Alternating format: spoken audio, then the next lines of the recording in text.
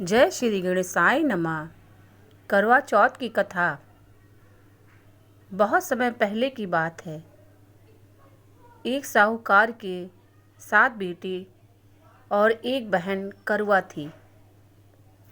सभी सातों भाई अपनी बहन से बहुत प्यार करते थे, यहाँ तक कि वे पहले उसे खाना खिलाते और बाद में खुद खाते थे।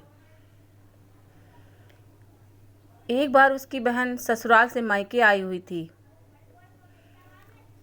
शाम को भाई जब अपना व्यवसाय बंद कर घर आए तो देखा कि उनकी बहन बहुत व्याकुल थी। सभी भाई खाना खाने बैठे और अपनी बहन से भी खाने का आग्रह करने लगे, लेकिन बहन ने बताया उसका आज करवा चौथ का निर्जला व्रत है और वह खाना सिर्फ चंद्रमा देखकर उसे अर्घ देकर ही खा सकती है। चूँकि चंद्रमा अभी तक नहीं निकला है, इसलिए वह भूख प्यास से व्याकुल हो रही है। सबसे छोटे भाई को अपनी बहन की हालत देखी नहीं जाती और वह दूर पीपल के पेड़ पर एक दीपक जलाकर चलनी की ओट में रख देता है, जैसे चतुर्थी का चांद उदित हो रहा हो। इसके बाद भाई अपनी बहन को बताता है कि चांद निकल आया है, तुम उसे अर्घ देने के बाद भोजन कर सकती हो। बहन खुशी के मारे सीढ़ियों पर चढ़कर चांद को देखती है, उसे अर्घ देकर खाना खाने बैठ जाती है।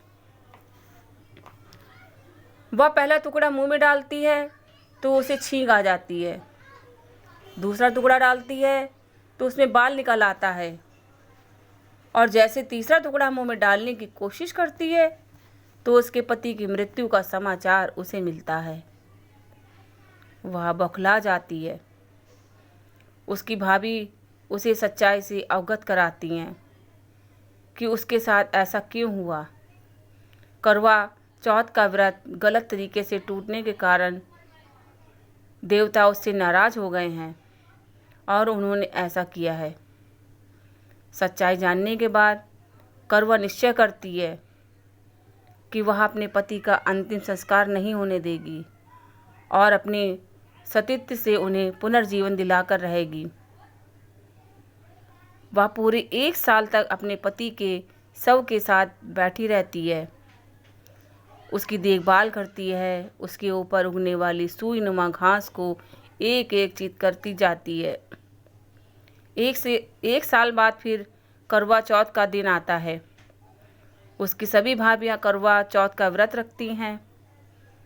जब भाभियाँ उससे आशीर्वाद लेने आती हैं तो प्रत्येक भाभी से यम सुई ले लो, पिए सुई दे दो, मुझे भी अपनी जैसी सुहागिन बना दो, ऐसा आग्रह करती है। लेकिन हर बार भाभी उसे अगली भाभी से आग्रह करने का कहे आगे चली जाती हैं। आखिर में छोटी भाभी आती है।